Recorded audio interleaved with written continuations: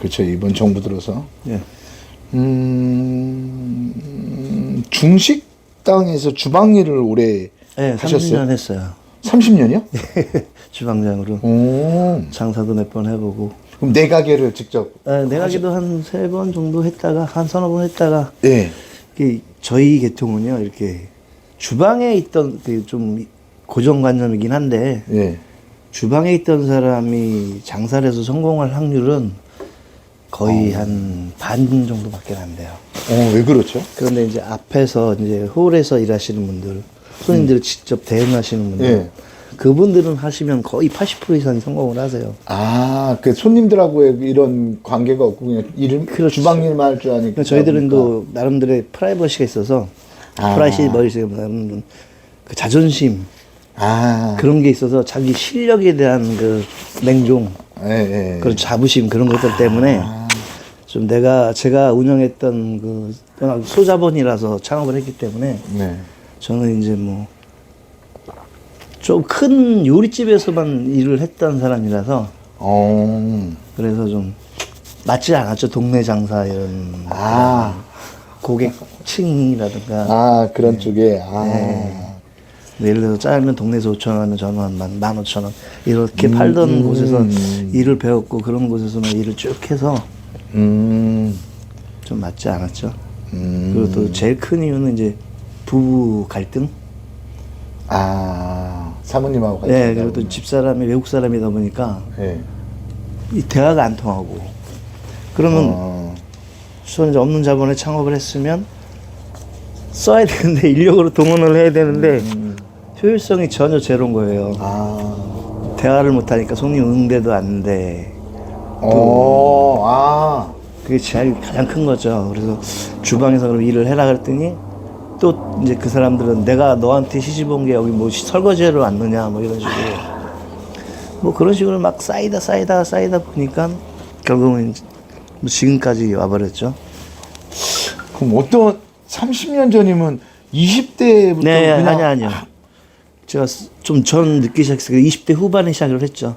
군대 제대하고 군 생활을 좀 오래 했다가 중사 제대해서 그럼 중사 전역하고 바로 주방 기술을 배우신 거예요? 예, 그때 좀 계기가 있었어요. 이제 저 형님이 돌아가시는 바람에 사고로 갑자기 제가 이제 장남 아닌 장손이 돼가지고 그 전에 제가 좀 나쁜 일을 좀 하고 있었어요. 그때 저는 객계 선배들이 이제 명동 종로 쪽에서 사금용을 하셨었는데 그때 이제 거기 머무르고 들어갔다가 그렇게 크게 뭐 법에 위반되는 그런 업종은 아니었는데 그 당시 그러다가 이제 김영삼 대통령 금융실명제 하고 그때부터 이제 사금용이 쫙 없어졌죠. 그러던 와중에 이제 형님이 돌아가셔가지고 이렇게 살면 안 되겠다 싶어서 이제 군 후임이 분당에서 중국집을 했었어요. 그래서 저도 이제 요리에 좀 관심이 많았었어요. 어깨너머로 어머님 이렇게 음식도 배우고 형제들 중에서도 밥 차려서 먹는 사람은 저밖에 없었어요. 내가 음식 만들어 먹고 이렇게 했던 사람은. 그래서 저거 하면 괜찮겠다 수입이. 그래서 이제 중식일을 그때부터 배우기 시작했죠. 그러시구나. 그러면 내 가게를 창업한 거 한 3번 정도 되신 거예요? 네, 한 3번 됐어요. 처음 이제 집사람 중국에서 와서 직장 생활을 해가지고는 뭐 적지 않은 월급인데도 이건 안 되겠다 싶어서 이제 직접 창업을 했었고 그러던 나중에 이제 집사람이 임신을 해서 이제 좀 가게 하나 정리하고 다시 애기 낳고 또 하다가 안 되고 해서 한 3번 정도 했던 것 같아요. 이렇게 한번 창업했다가 이게 정리를 하면 또 손실이 크지 않아요? 근데 저희 중식 계통에는 뭐 모든 상권이 마찬가지고 권리금이라는 게 그렇죠. 그건 다 보존이 되니까 보증금이나 권리금 이런 거는 보존이 됐고 저는 크게 이제 손해보지 않았던 게 제가 가장 큰 지출을 담당하는 주방장 역할을 제가 했으니까 큰 리스크가 없었죠. 주방. 네. 또 그거는 또 강점이네요. 그렇죠. 제 인건비가 워낙 고액이다 보니까 주방장 일을 할 줄 아니까. 그러니까 뭐 그 인건비 지출이 많이 리스트가 제어가 됐기 때문에 뭐 큰 부분 손해는 없었습니다. 보통 중식 주방장은 한 달 급여가 어느 정도예요? 저 같은 경우에 한 600 정도 받았었고요. 오. 보통 요즘 시세는 보통 한 500, 600 사이인 것 같더라고요. 아, 중식 주방장이. 제가 최근에 일했던데도 다리 다치기 전에, 수술하기 전에 그때 제가 600을 용산에서 받았었으니까. 아. 다리는 왜 사고가 네, 났어요? 저 그때 써서 드렸을 것 같은데. 그래요? 중식당에서 일을 하다가 그 중식도가 굉장히 무식하잖아요. 이렇게. 예, 크죠? 그게 발등에 떨어져가지고 여기 지금 그래서 제가 지금 다른 일을 못 하고 있는 게 이렇게 수술을 여기를 한 자리를 3번을 했어요. 인대가 끊어져가지고 인대가 굉장히 미세한데 예. 실보다 더 가늘다고 하던데 맞아요. 그거를 처음에 이었어요. 붙였는데 일하던 가게에서는 자꾸 사고 났다고 하니까 자기 가게 사고 났는데도 불구하고 다른 사람들도 그래서 인대를 크게 다치셨구나. 네, 그래서 이제 같은 자리를 수술을 한 번만 했으면 예. 괜찮은데 이게 3번을 수술을 해가지고 이어 붙인 게 떨어지고 해서 3번을 수술을 했어요. 그래서 좀 데미지가 커서 맞아, 인대가 네. 이게 잘 안 붙는다고 그러더라고요. 예. 그거를 이제 수술하고 나서 한 2주 있다 다시 일 나가서 일하다가 또 끊어지고 또 한 2주 수술 끝나고 또 나가서 또 일하다가 또 끊어지고 그러니까 이제 그 사장님도 야 이건 도저히 안 되겠다 너 이렇게 많이 다쳐갖고 어떻게 일을 하겠냐 그래서 결국은 권고사직을 당했죠. 아이고. 그래서 지금 한 작년 올 2월 달에 그랬으니까 지금까지 계속 재활하고 2월이면 네. 거의 10개월 가까이. 예 그렇게 됐죠. 이제 뭐 제가 이제 혼자 있다 보니까 집사람하고 애기하고 이제 떨어져 살다 보니까 케어도 제대로 할 수도 없고 그런 상태입니다. 제가 좀 요즘에 그래서 고민을 많이 하다가 네 그랬죠. 30년을 주방일을 배웠는데 네. 이거를 계속하실 생각은 안 하시고? 전에 제가 한 10여 년 전에 보니까 우리 감독님께서 그 정도 시기에 시작을 하셨더라고요. 네, 그래서 12년 전에. 저도 이렇게 돌이켜 보니까 그 정도 시기에 저도 이걸 잠깐 했었어요. 트럭 장사를? 네, 한 6개월 정도 한 것 같아요. 여름부터 겨울까지. 어. 중식 생활이 너무 지겨워가지고 예. 이제 한번 해보자 그래서 이제 했었던 경험이 있었는데 막상 이렇게 혼자 되고 지금 뭐 경제적으로 그동안은 한 10개월 동안은 그 산재보험에서 나오는 걸로 예. 이제 쭉 생활을 했었는데 이제 생활비는 못 주고 그러다 보니까 중간에 사실 제가 일을 몇 번 나갔었더랬어요. 다른 이제 중식당에 예. 지인분 소개를 하는데 도저히 이제 그 일은 뭐 이것도 마찬가지겠지만 장시간을 서 있어야 되는 직업이거든요. 그쵸. 그리고 계속 육체를 흔들어야 되는 직업이에요. 손을 계속 움직여서 음식을 볶아야 되고 전표가 이렇게 뭐 전표를 한 20장 보고 처음부터 다 외워서 그걸 해야 되고 뭐 칼질도 해야 되고 막 여러 가지 일들이 있어서 가만히 서 있지를 못한 직업이다 보니까 네. 이 허리가 좀 무리가 오더라고요. 이 다리에 힘이 100% 지탱이 안 되니까. 허리 쪽에. 예, 그래서 몇 번 갔다가도 더 중요한 거는 이제 나이가 있다 보니까 이 젊은 친구들이 예. 자꾸 이렇게 밟고 치고 올라오는데 네. 이게 이제 감당이 안 되는 거죠.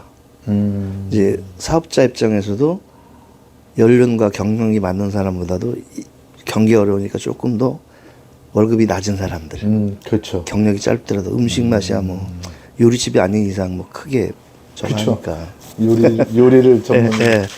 그러다 보니까 저 같은 사람들 이제 슬슬 밀려나기 시작하는 지금 추세인 것 같아요. 그리고 같이 일하다가도 요번에도 이제 연신내 쪽에서 일을 하다가 네. 거기서도 이제 그런 아주 안 좋은 경우를 좀 겪었죠. 이제 제 밑에 있는 단계가 조리장인데 네.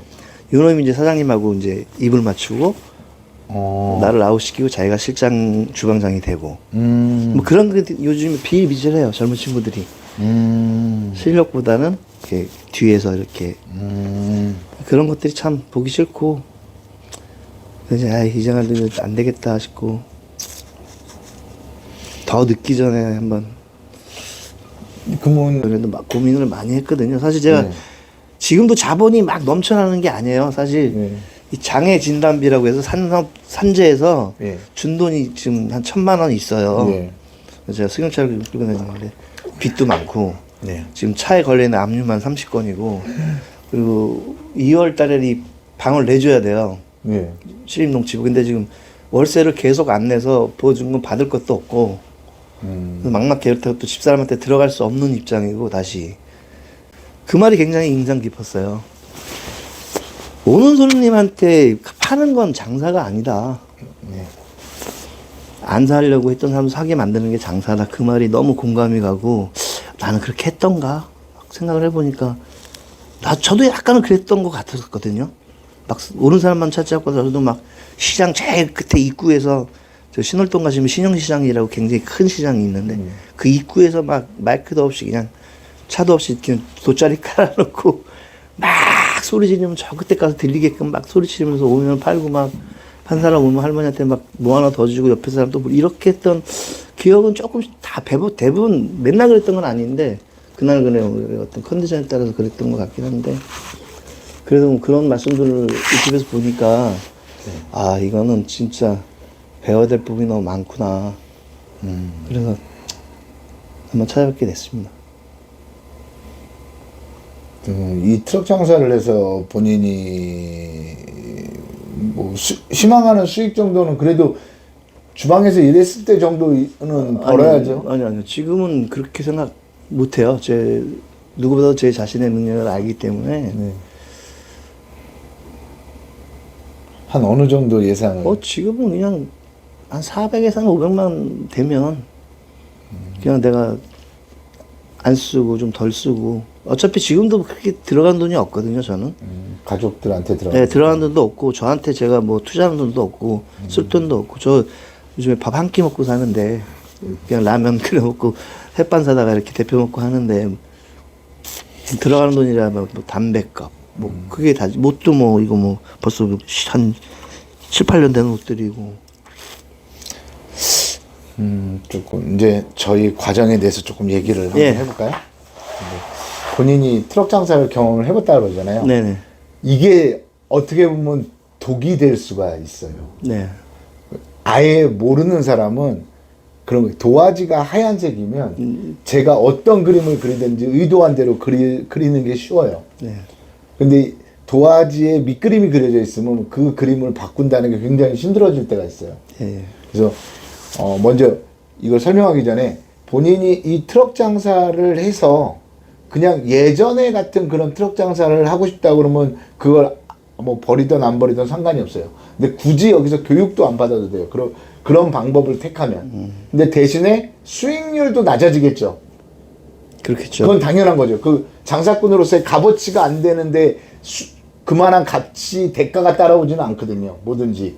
대가라는 게 있거든요. 항상. 여기서 만약에 이제 교육을 받으시겠다 하면 그 예전에 했던 장사는 아예 다 잊으셔야 돼요. 네. 그거는 나한테 아무런 도움이 안 돼요. 찾아온 이유가 교육을 해주고 관리를 해주신다는 거. 예. 그리고 일단 교육비를 받으시잖아요. 예. 아니 무슨 자신감일까? 그런 게 먼저 제일 들었고요. 아니 도대체 무슨 자신감인데 트럭 장사한테 교육비를 받고 그럴까? 그래서 저도 이제 아까 선생님 뭐 감독님 말씀하시지만 뭐 교육 따로 안 받으시고 하셔도 되지 않냐 그러는데 제가 했던 거는 막 진짜 막 체계적으로 배우지도 않았고 그냥 뭐 그때는 하던 일이 정말 하기 싫어서 한번 본격적으로 내 업이다라고 뛰어드는 게 아니고 그냥 잠시 일시적으로 들러갔다 가는 거예요. 그때는 그걸 그만둬도 갈 곳이 많았어요. 네. 그렇지만 이제 지금은 이제 갈 것도 없고 그래서 제일 제가 이제 여기를 방문하게 된 계기를 참 그거였어요. 다른 거 없이 그냥 그만큼 자신감이 있으시니까 교육비도 받으시고 그렇게 하시겠지. 그래서 오늘 이렇게 막상 이렇게 방문하게 된 거고요. 그래서 궁금한 점이라면 제가 좀 자본이 여유가 있다면 그게 뭐 교육비야 그거는 뭐 제차하고 나머지 비용 뭐 차 구매 비용이라든가 그렇죠. 이런 것들이 제가 지금 있는 한계에 내에서 그게 되지 않는다면 제가 이제 신용불량이고 이러기 때문에 더 이상 어디 뭐 금융 금전을 당길 곳이 없어요. 네. 그게 제일 중요한 것 같아요. 저한테는 지금 제일 민감하고 이렇게 물건을 다 실어가면 예. 결국은 하위권 하시는 사장님들은 100% 완판이 안 된다는. 완판이 안 돼도 크게 문제가 되진 않아요.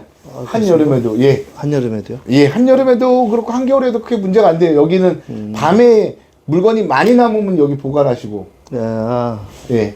밤이 많이 남았다. 그럼 여기다 보관하시고 가고. 네. 뭐 그러니까.